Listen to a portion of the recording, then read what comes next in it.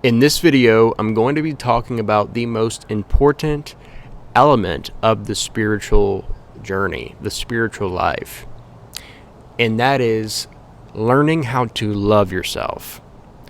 And the reason it's the most important element of the spiritual journey, the spiritual life, is because you cannot genuinely love other people until you first love yourself.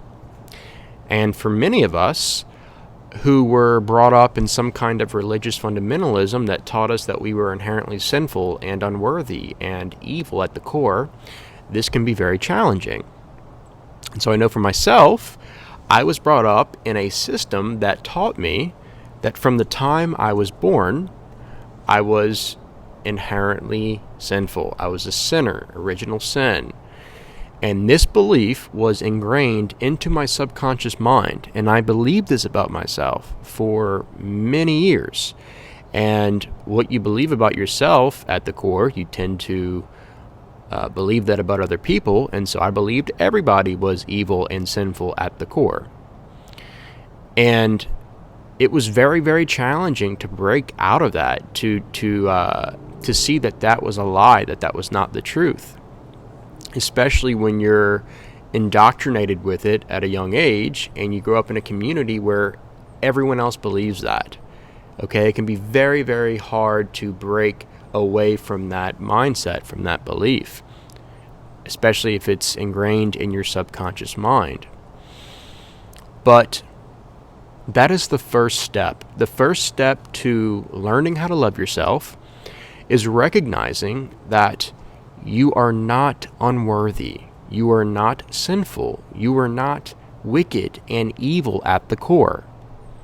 That is not reality. That is a lie. That's not the truth. That's something that was created by a religious system for control and power over people. But that is that's not reality. And it's something that is taught to you, that you believe, and then again, you see that in others, and it puts you into this mindset of you have to do something, say something, pray something, believe something in order to fix yourself, because there is something inherently wrong with you. And so if that's the case, if that's what you believe about yourself, then you essentially believe that you are unlovable. And that's what's actually taught, that you are unlovable until you get fixed, which is horrible to teach people.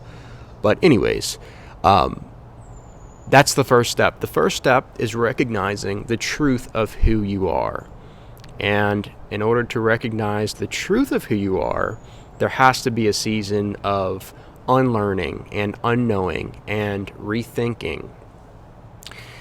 And that's the first step into learning how to love yourself, is not just believing that, but to really, really convince yourself to where there is a profound shift in your subconscious mind that I know deep in my bones that I am not sinful. I am not unworthy. Okay? That's the first step. The second thing is forgive yourself. Forgive yourself for what you have done, for your past mistakes, for your past failures, for your past shortcomings. Because for many of us, we tend to identify with our past mistakes. And so one thing I started doing, which really helps me, is when someone brings up my past, or when my own mind brings up my past, I'll either say to myself or I'll say to other people, oh, that was 5 Logans ago. That was 10 Logans ago. That was 100 Logans ago. That Logan, that person is not the person I am today. Who I was a year ago, 5 years ago, 20, that person does not exist anymore. There's been a change. There's been a transformation. And what I have done does not define who I am.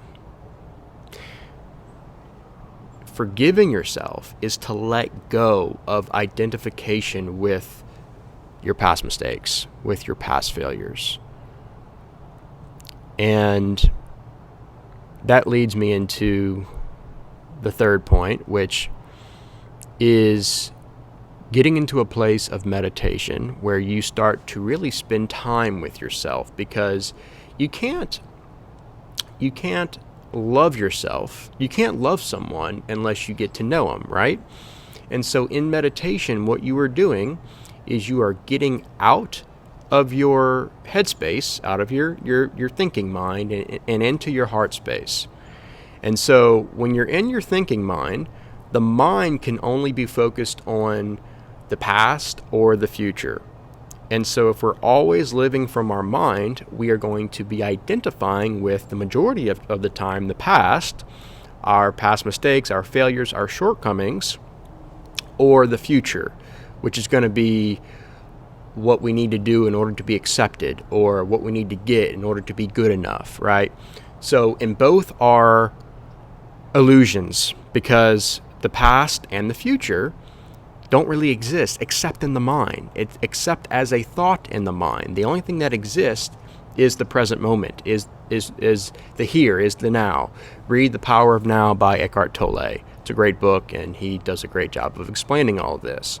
So meditation is the practice of getting into your heart, getting into that stillness, that space that transcends the thinking mind.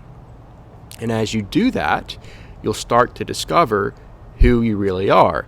And when you discover who you really are, then you can begin to know yourself. And as you know yourself, then you can love yourself. And so think of it like this. Think of the sky as your true nature, as your true self, who you really are. And the sky is the sky. It just is, right?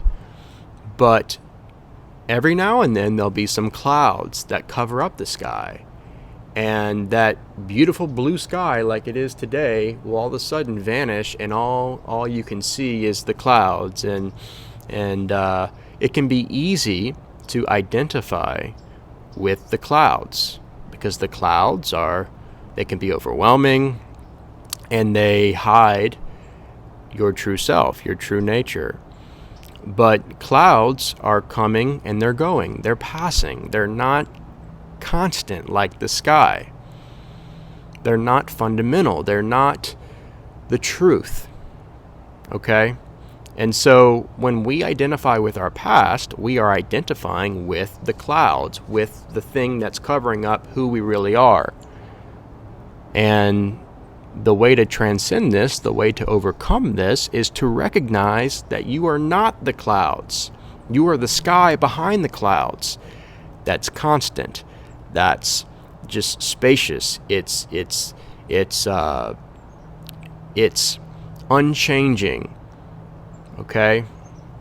And that's what meditation does. Meditation takes you to that place behind the clouds, behind the veil, behind the thoughts, behind the thinking mind. And you recognize that you are not your thoughts.